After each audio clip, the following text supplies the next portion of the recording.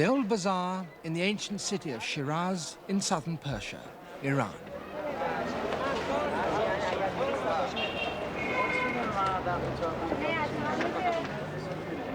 People travel for hundreds of miles to trade here. Some come from small villages up in the Zagros Mountains. Some live in Shiraz itself. And occasionally, you see a woman from one of the nomad tribes striding through the crowd unveiled and with little regard to the decorous conventions of the Muslim townsfolk. This is a market above all for carpets. No one, I suppose, has any accurate idea of how many carpets there are for sale here. There must be hundreds of thousands. But one thing is certain, no two are the same. All are made by hand. Some, like this one, are turned out in quantity from small-town workshops. They're well-made and hard-wearing, but this one, at any rate, lacks any particular distinction or inspiration. Ah, now this looks a bit better. This is a Shiraz, huh? Shiraz. Yes, this is a rug from a village in this part of the world. Nice, but when you look at it in detail, these colours here, that orange, that rather harsh orange and rather acid green, those are dyes that are modern and produced quite recently. So this is a newish sort of rug. Bishtar? Ah, but this is altogether different. Shiraz, huh? This, the colours here are glowing and warm and subtle and vibrant. These are wools that have been dyed with vegetable dyes gathered from the mountains, and the designs, well, they're little men and they're birds, and this is not a rug that was produced in a factory somewhere for sale. This rug, from these designs here, was produced by a woman, a tribal woman, working in her tent. This is a rug made by the nomads who still today migrate across this part of southern Persia.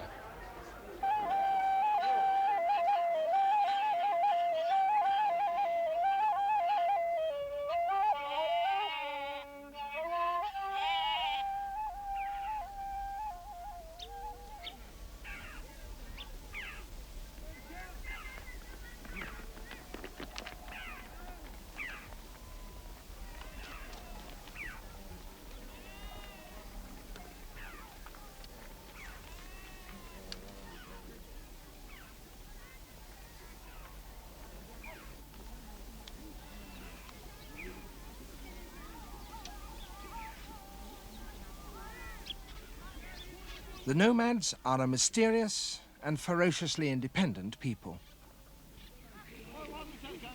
For as long as history has been recorded, they've been wandering across these harsh, stony lands. Farmers resent them, for they drive their herds down valleys as they have always done, regardless as to whether or not someone has tried to irrigate and cultivate fields there. Police and the military harass them and try to make them stop their wanderings and settle, so that they can be labelled, administered, taxed and controlled. But still they persist in travelling, driving their flocks before them.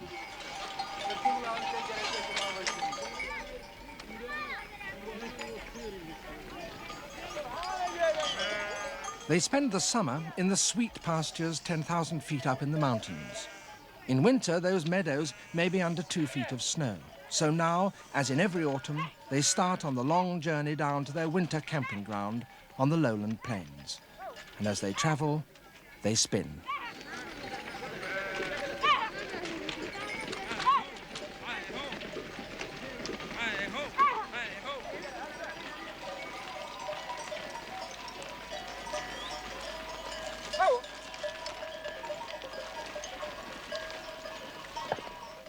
They carry all their belongings with them.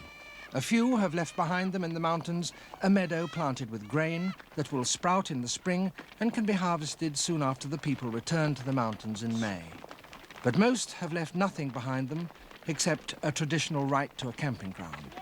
They take all their possessions with them, their tents loaded on donkeys, their provisions in saddlebags, and their main wealth, their herds, driven before them.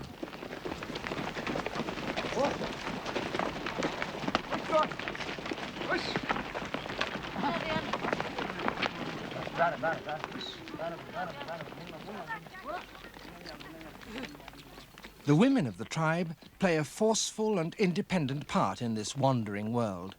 Indeed, one clan was once ruled by a woman, and far from dressing in the reticent, modest black worn by townswomen, they rejoice in colour and delight in display.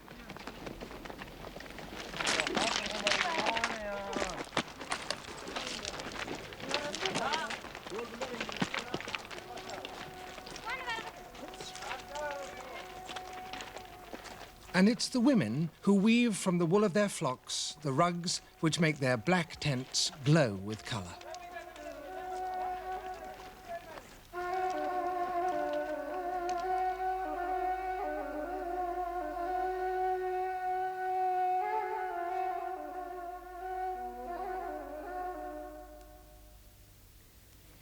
A finely made carpet may have 300, even 400 knots in a square inch, say 250,000 in a carpet 6 feet long, and each of them is individually tied.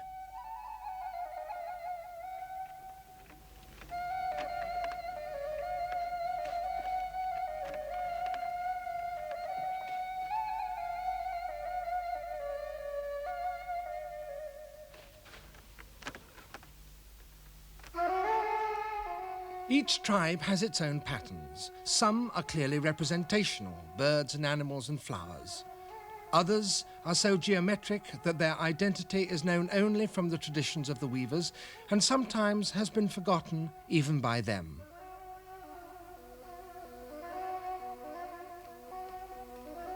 All are as individual and distinctive to a group as a tartan used to be to a Highland clan.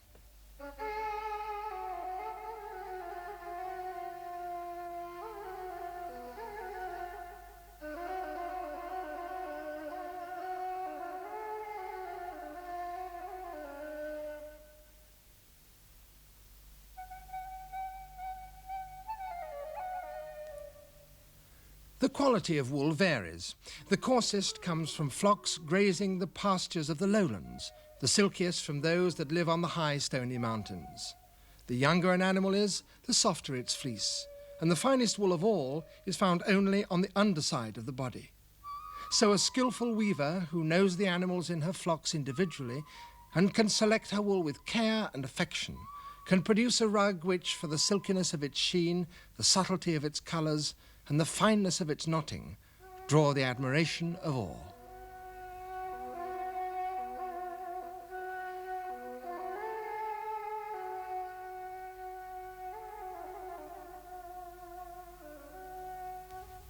For centuries, rugs like these have been brought to Europe overland by camel caravan from Central Asia, or shipped across the Mediterranean to the great centres of Oriental trade, like Venice, from which they were distributed all over Europe. And they've been coming to Europe since the Middle Ages. This rug was used in Henry VIII's time and painted in 1533 by Hans Holbein. 50 years earlier, in Italy, Carlo Crivelli painted an Annunciation, and over the balcony balustrade above the Virgin hung 2 rugs that, to judge from their patterns, must have been woven on the western frontiers of the Orient in Turkey. Priests, careless or ignorant perhaps of the infidel origin of Oriental rugs, spread them on the floors of their churches. And statesmen took pride in being painted standing upon them. This is George Washington. In fact, tribal rugs may well be the first examples of exotic art to be widely appreciated by the West. They travelled eastwards too, to China. This silken scroll was painted in the early 13th century, and the rug it illustrates may well have come from the kingdom of Genghis Khan in Mongolia. The nomads themselves used their knotted fabrics for all kinds of purposes. All these pieces come from one tribe and could have been found in one tent. On the floor, rugs in rich variety to take the chill from the frozen ground. This one, with a lovely pattern in blue and red, just has one tiny white rosette there. It's said that such little spots are there because if they were not, the carpet would be symmetrical. To be symmetrical is to be perfect. To be perfect is an attribute only of God, and therefore to try and make symmetrical things is almost a blasphemy. That's probably just a just a story, but what is absolutely certain is that that little one white spot sets off most marvelously the rhythm of the design. And here on the walls, panels of pile carpet, which would be hung on the flank of a great man's camel, a Khan's camel. And these camel bags with tassels, which would carry the goods of the family and once in the tent would serve as cushions. This is a door screen which would be hung over the doorway. Here, another particular piece for a particular purpose, a spindle bag with spindles in it. And this is a superb example of a nomadic rug. Lovely rugs like this used to be called in the West royal Bokharas, and this design called an elephant's foot. That just shows how little we knew of the people who made these lovely things, because Bokhara is not the name of a tribe or a people, it's the name of a town where caravans call and where nomads come to sell their carpets. Royal is a pure invention. Elephant's foot also has nothing to do with these designs. These designs are stylized flowers and are used as the crest of this tribe who made them. The tribe is the Turkoman. When they wove those splendid pieces, they were nomads. Today, they've been settled into towns, and few weave such beautiful rugs anymore. But some groups still migrate every year and still resist all attempts to make them settle in villages. And the most determinedly independent of them are the Qashqai.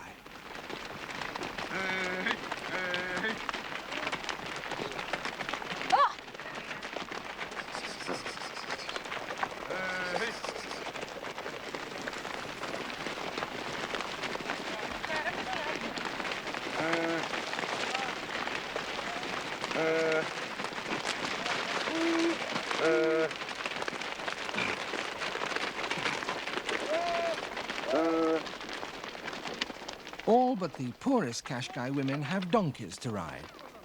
Some even have horses handsomely decorated with woven trappings. The grandest make their migrations on a milk-white camel. And they all take pride in wearing extravagant petticoats, no matter how hot, how cumbersome, and how generally unsuited they might seem to a nomadic life. It's October. The high pastures have been cropped heavily all summer, and up there it's getting cold. So for the past 2 weeks, this Qashqai clan has been travelling down towards the coast. It's now past midday. It's hot and blindingly, chokingly dusty. The clan must stop in the afternoon and make camp.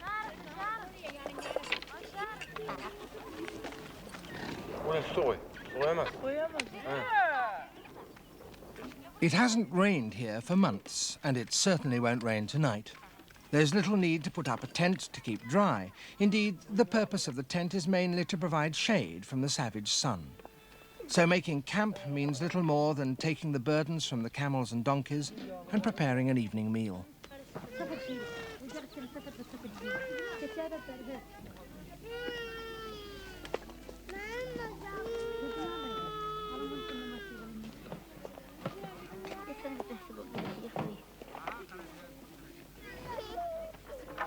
There's not time to set up a loom and start weaving in a camp that will only be occupied for a single night, but there's always time for spinning.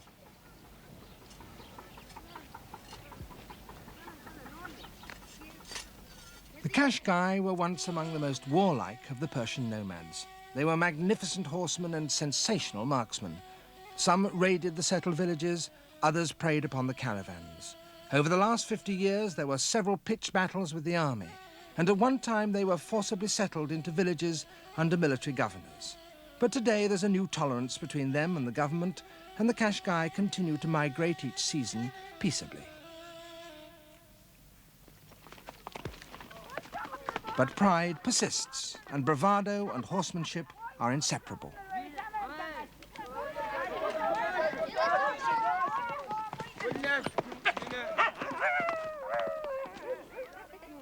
The Qashqai tribe is in fact a collection of smaller clans. There are the Shishbaluki, the Amalay, the Darashuri, and these, the Kashkuli. In past times, each could be recognized by the ways that they dressed, the manner of tying a belt or wearing a hat, the jewelry the women wore, and the kind of textiles they wove.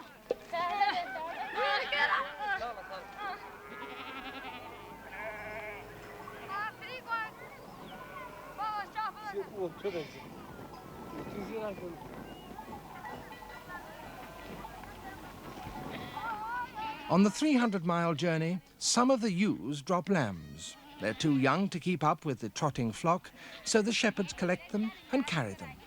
Now, in the evening, their mothers are summoned by the bleats of their young, so that they can provide an evening meal of milk.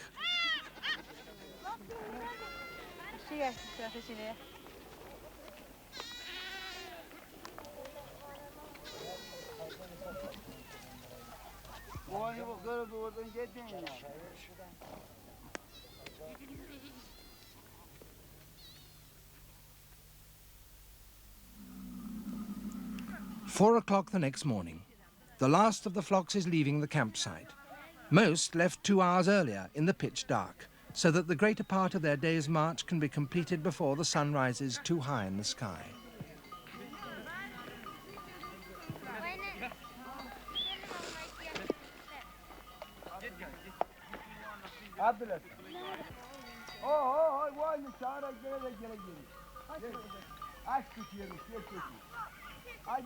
Five o'clock, and everyone is ready to move.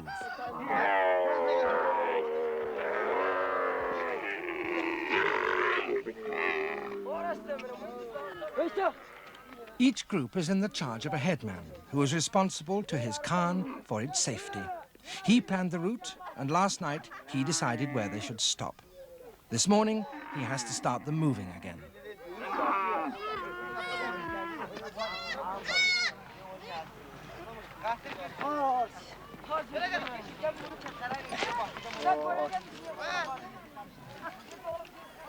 One family, traveling ahead of the main group, had spent 3 days on this site, resting themselves and their flocks. They too will now continue with the others and have to pack up the goat's hair tent, which gave them shelter from the sun during their stay.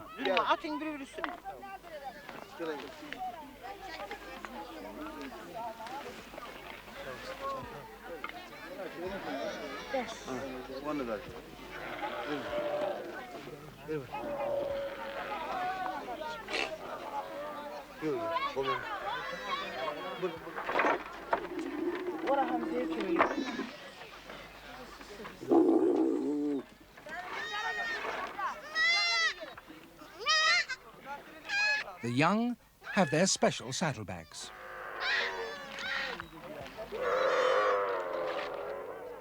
Textiles are everywhere. Saddlebags and storage sacks, felts for everyday use, and each family has perhaps half a dozen finely knotted carpets that have brought colour onto the dusty ground and now serve as covers for the loads.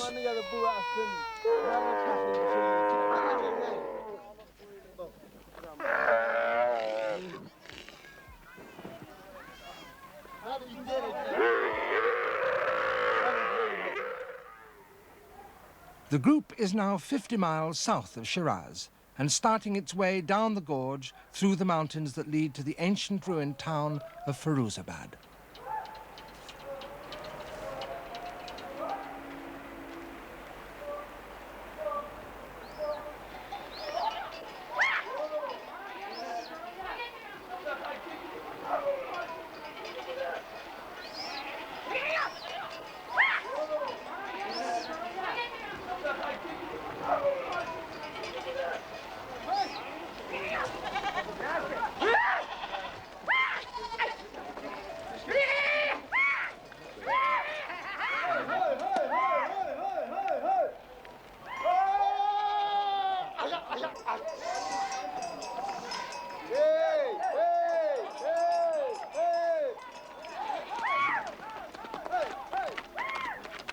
Nomads have been travelling through this gap through the mountains for 1,000 years, and even then the route was an old one. On the rock wall of the gorge, a frieze carved in the 2nd century AD, showing the investiture of Ardashir, King of Kings, ruler of the Sasanian Empire, which for 400 years held sway over Persia.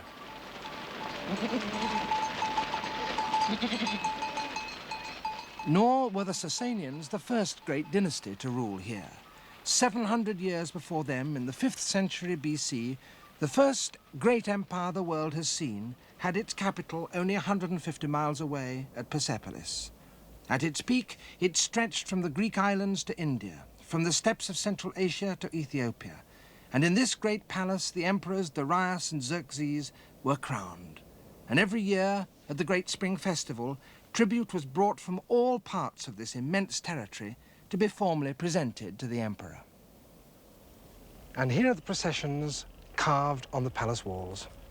A court official leads each delegation by the hand, and they come bearing pots, and here a textile of some kind with an elaborate tassel and fringe. Could it perhaps be a carpet? A humpbacked bull. Another court official, more gifts, and here the skin of a sheep or a goat, and another piece of fabric.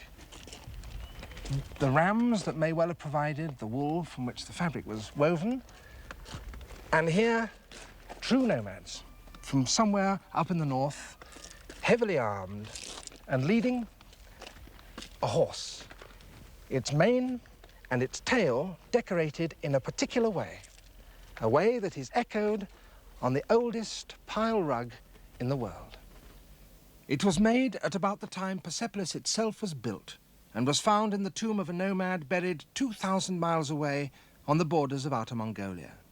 It may well be an example of the kind of tribute that was presented to the emperors at Persepolis and is powerful evidence that knotted carpets were invented in this part of the world.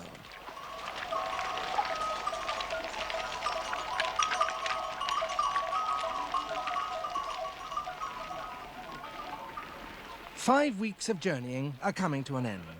This last dusty slope leads down to the plain of Farashband, that is one of the Qashqai's traditional winter camping grounds.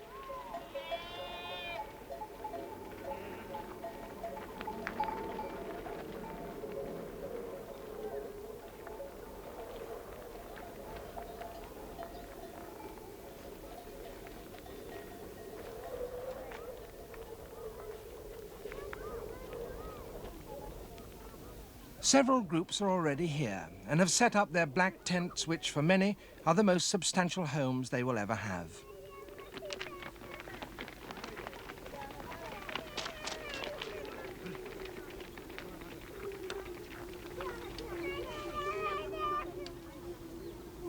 The only concession to permanence is a flimsy palisade of cane and sometimes a low wall of stones, which does a little to break the force of the wind and deflect the dust that it carries.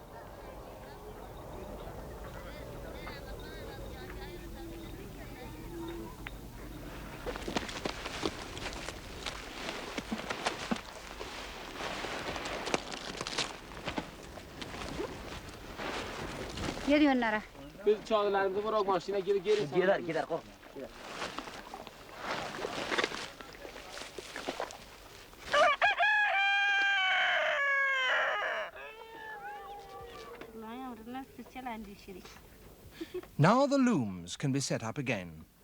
Knotted carpets are only one of the textiles that the women make. This loom is for a flat weave called a kilim, which is used as a cover sheet. And there are other kinds too, with which the women make saddlebags and spindle bags.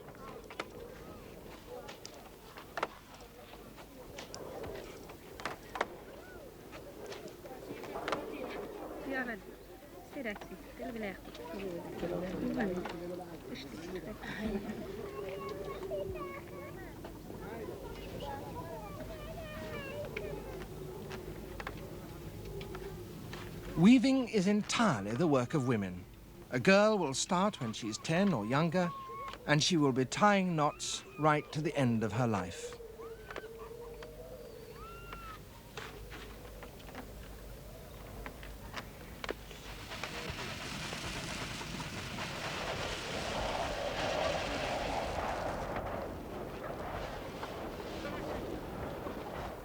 The men only occasionally occupy themselves with household chores. Their main concern, that takes precedence over all else, is with their flocks. Every day, goats and sheep and camels must be driven down in groups to water and then return to their pastures to make way for others.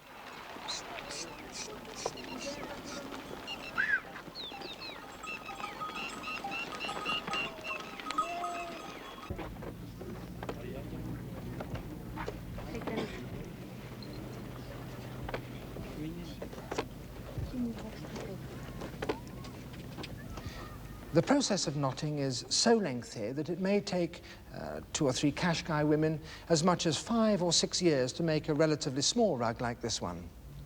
And that means that this rug, during the course of its making, will have been on 10 or 12 migratory journeys. Each time, its loom would have to have been dismantled, rolled up, put on the back of a camel, transported and then re-established.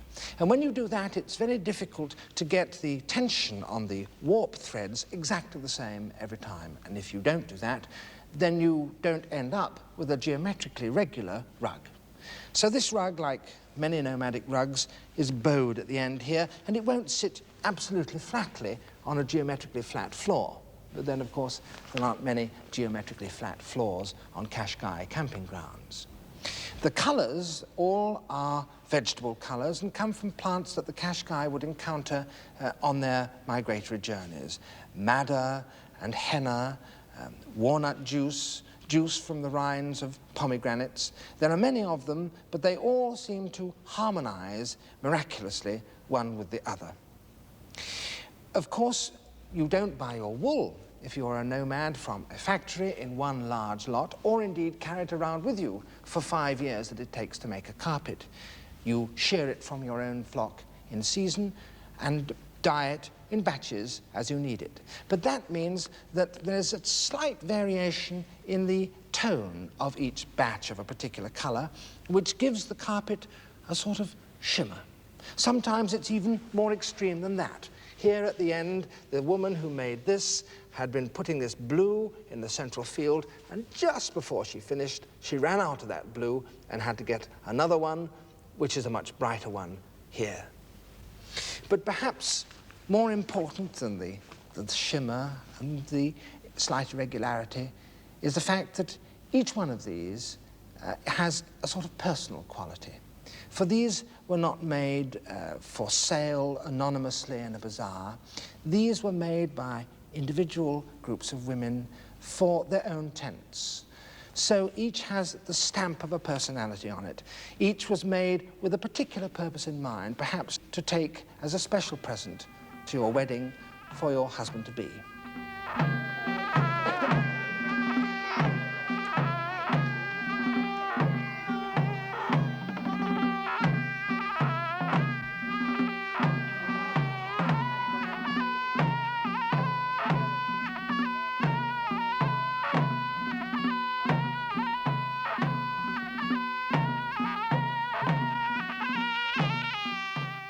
A girl from one of the nomad families is to marry.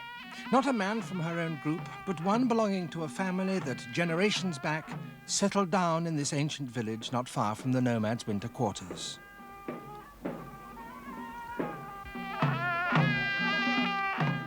The bridegroom's family have been feasting and dancing for the past 2 days in preparation for the bride's arrival. The village is an oasis of shade and trickling water. Here grow huge plane trees and majestic walnuts. Beside the cool stream flowing from a never-failing spring, rugs have been spread for the guests.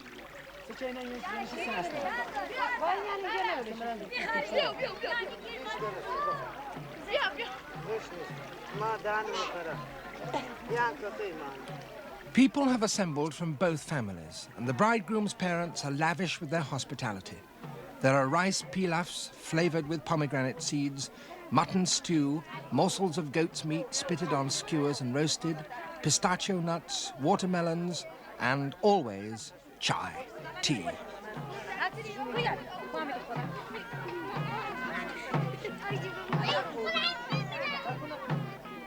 And all day, the women dance.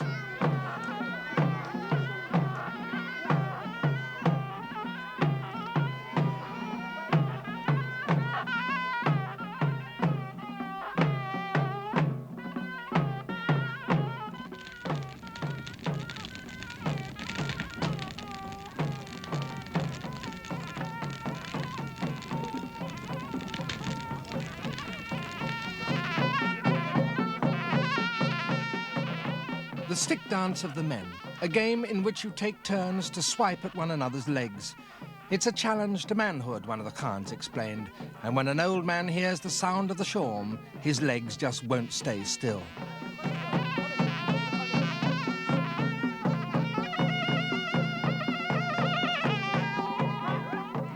The nomad men are not strangers to village life.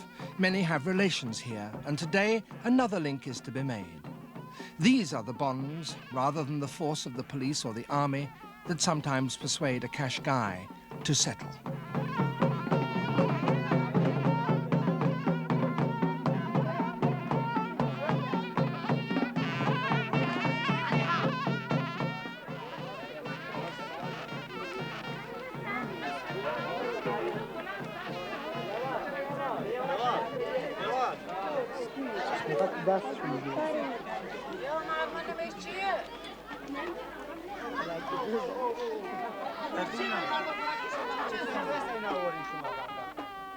The bridegroom. Before the bride arrives, he must be ceremonially shaved.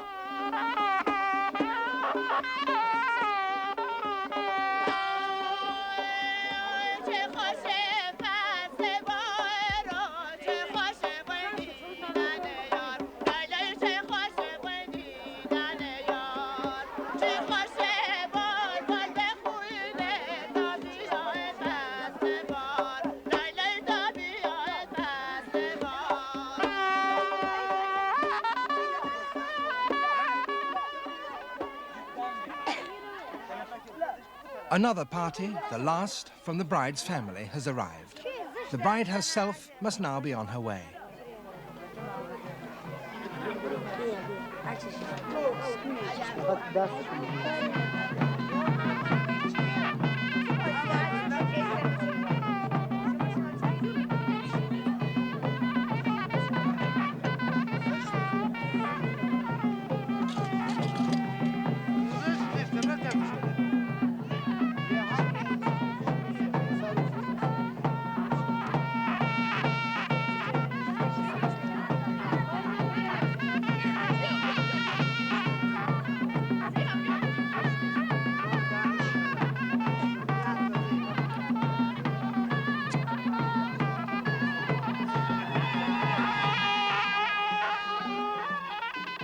And here is the bride, not on a camel or a white steed, but in a truck sent out from the village to collect her.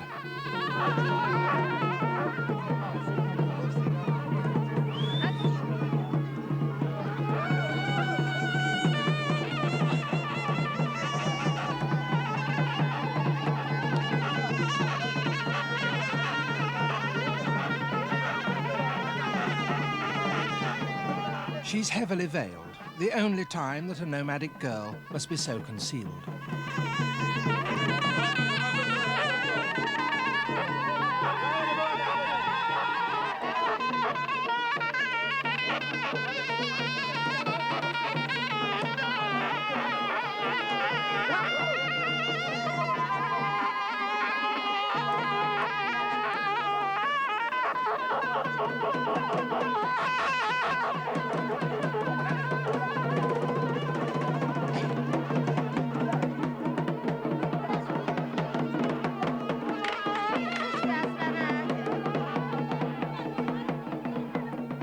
She has brought with her a dowry, fine clothes, textiles, and, of course, rugs. She also brings an invisible gift, the skills of carpet knotting and the knowledge of her family's traditional patterns.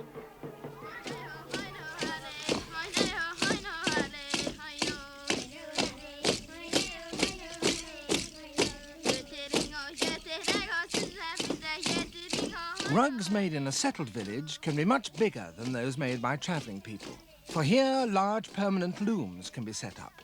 The chiefs, the khans, commission carpets to go not in tents, but in the more spacious rooms of their village houses, and even, for the wealthier of them, in their grand townhouses. And so the women and the girls spend much of their time working not on their own individual rugs, but as one of a group making a large carpet. Inevitably, personal invention has to be subordinated to the greater overall pattern.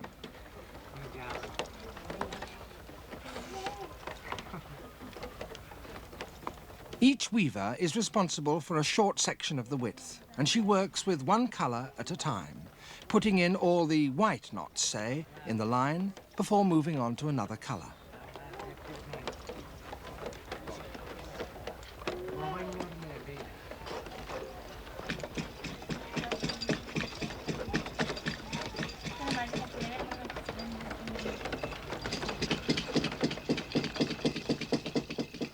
After 1 or 2 lines of knots are complete, a thread, the weft, is threaded through and beaten firm with combs. This gives the carpet much of its strength and stability. Each tribe favours a particular colour. The Qashqai use pink, and the colour of the weft gives an expert a clue as to the origin of a carpet.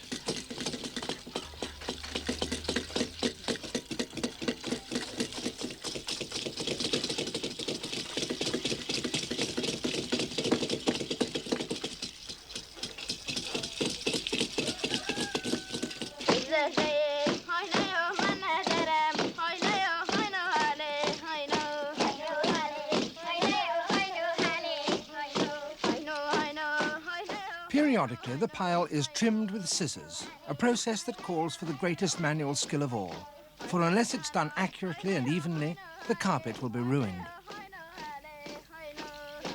So far, these 7 girls have been working for 8 hours a day for 6 months on this carpet. One of the khans of this clan of the Qashqai, the Kashkuli, entertained me in a pavilion set up in the grounds of his house. He's a wealthy man. His younger brother was educated in Shiraz, where he learned English.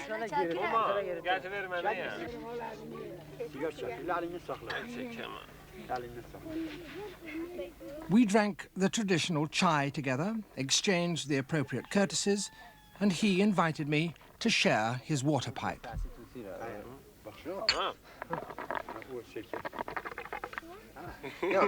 It's very good. Very good. Well, not very good, but maybe good. Thank you. The back of the pavilion was covered with a kilim, a flat weave. And what is underneath?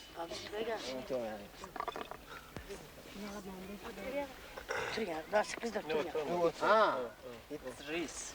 Rice. Rice. Rice. Rice. And these bags too are made by the ladies? Huh? It's wheat. Wheat. Okay. And this carpet, Okay. is this Kashkuli carpet? The name is Nazem Kashkuli. And what are these? What is that one? Oh, that one is flower. That is a flower. Flower. Is this another flower? It's another flower. It's another flower. It's another Oh, flower. and this?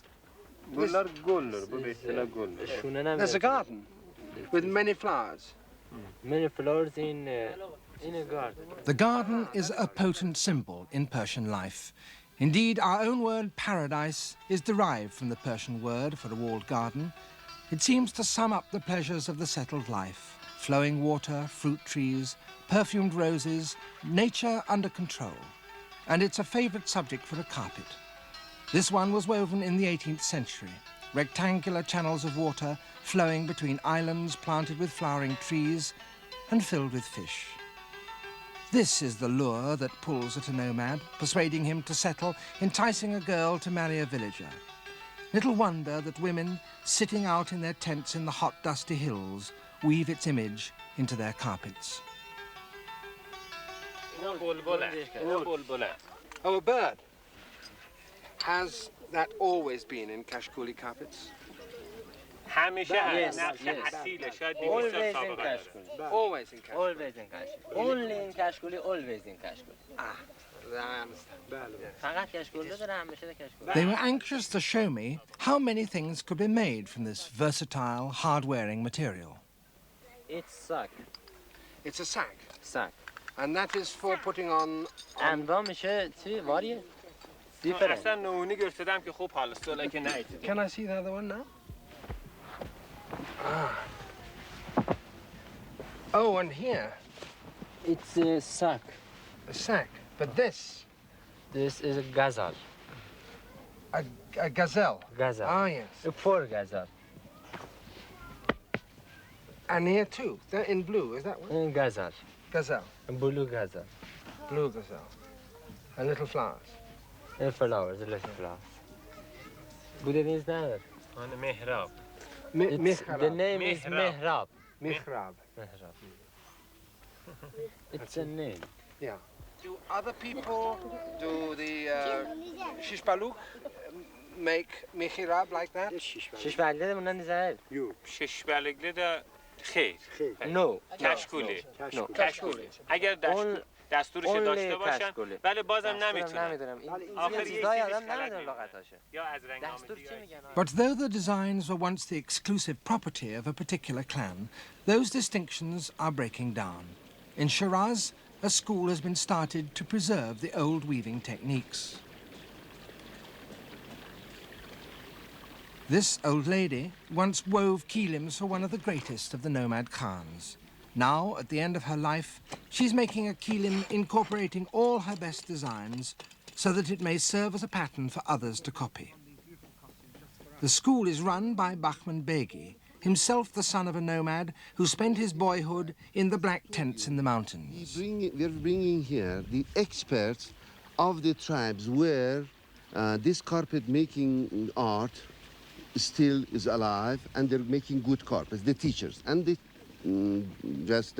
students are coming from the tribes where this habit just does not exist. For example, this Qashqai, we have Qashqais that they're expert on carpet making. Even among the teachers, you see some Qashqais. Yeah. But even in that big tribe, we have little ones, little sub-tribes that they do not weave. So here are 4 girls from different tribes, yes, but they're all learning a Qashqai design. No, that's not the Qashqai design. What design is that's that? That's a Sheshbuluki design. So today, some girls from nomadic tribes are learning not their own patterns, but those belonging to other groups. It seems that the rich variety of nomad carpets must diminish. But a Qashqai girl, living in her family's tents, still gets no formal instruction. She will simply take her place behind a loom and slowly through her fingers will absorb the patterns that are her tribal birthright. Patterns that are so malleable that the rugs she weaves can be entirely her own and like no others, and yet patterns which are so distinctive that they can belong to no other tribe but hers. This is a Qashqai rug, and if we were knowledgeable enough, we would be able to read it like a page of Qashqai history. It contains many elements in it that are not found in any of the rugs that are woven in the big towns like Shiraz. Elements like this. Here is a strange little creature with 2 legs, something on its head and a triangular tail. And here's another one with 4 legs and a curious tail and a head. That's one kind of pattern. Then there's another kind down here, a sort of pine cone pattern. And here, a third kind, a star shape within a diamond with hooks on it. Now have a look at this one. This is a rug which has come from 1,000 miles away, up in the Caucasus on the shores of the Caspian Sea. And here, a little 4-legged creature, just like the one on the Qashqai rug, with 2 horns. This, in fact, is almost certainly a goat. And here is this other creature, which has 2 plumes on its head and this big triangular tail, and this is almost certainly a peacock. And on this rug as well, down at the bottom, there are camels.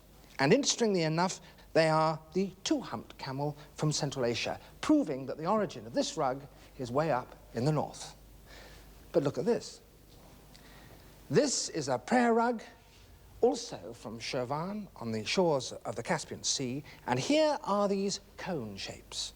Whether they are cones, whether they are almonds, whether they are flames, is a subject of great controversy. They're called botes, whatever they are, and whatever they are, they also are found throughout the tribal rugs of Persia and way up into the Caucasus, into the north. And here, a fourth.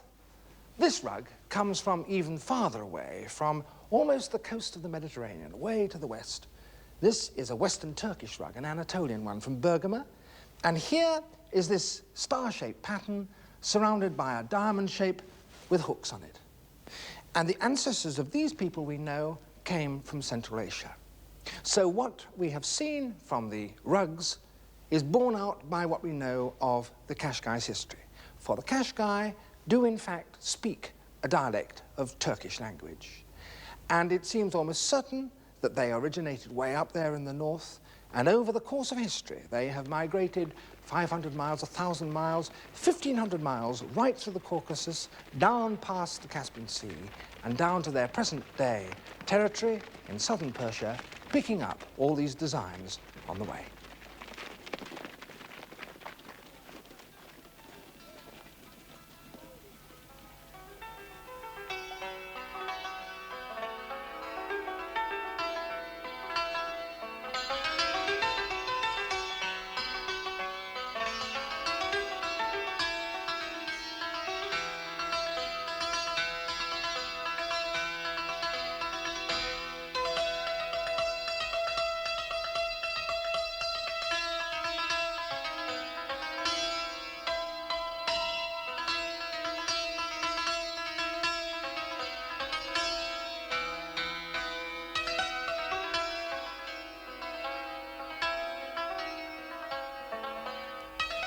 Maybe the Qashqai have at last come to the end of their centuries-long journey from the centre of Asia. Certainly the sea prevents them from going any further. But the 20th century has not yet succeeded in claiming them, and so long as they continue to live a wandering life, so their women may continue to hand on their history and their family pride to their children with a splendour of woven symbols.